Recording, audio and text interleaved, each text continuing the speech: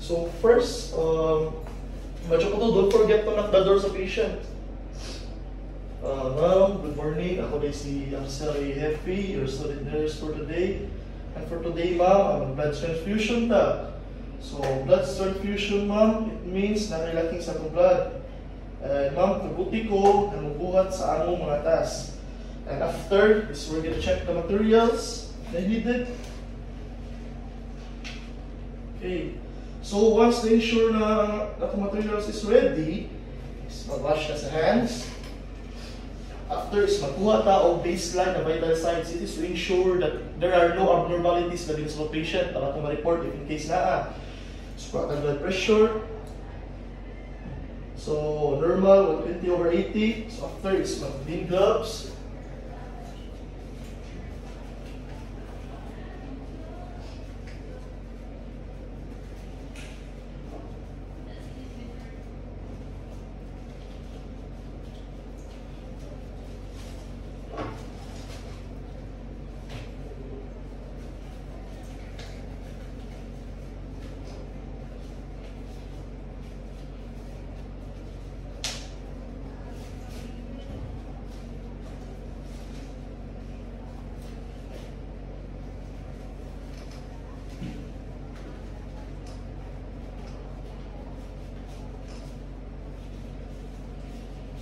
So, after sa atong pag-clean sa gloves, ato i-confirm ang blood together with the patient's name, edad, serial number, and everything. So, ma'am, ang pwede na kong pawalimungan. Okay, edad ma'am, AB compatibility, RH compatibility. So, after ma'am, is date of donation. Ato i-check ang date of donation, serial number, and expiration date. So sa ato serial number, ma'am, ato ko ng dunganon, ma'am. Sige, ma'am.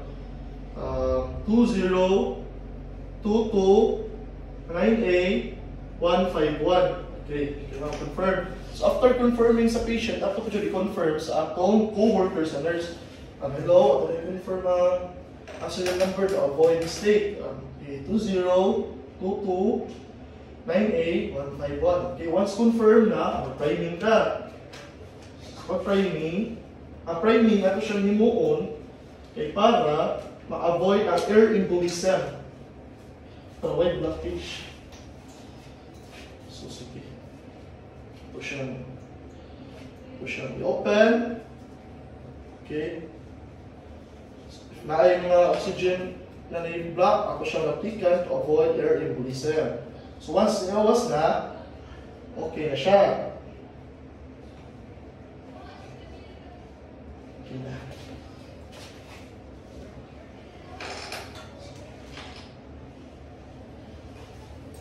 Ato siya ihang, then kani usa, ato siyang taod, siya ibutang sa patient. And magagad ta sa doctor's order if in case pila ka hour ato siya i-infuse. 3 hours. Okay. Then, so for the first 1 hour is every 15 minutes ang atong pagkuha sa atong vital sign.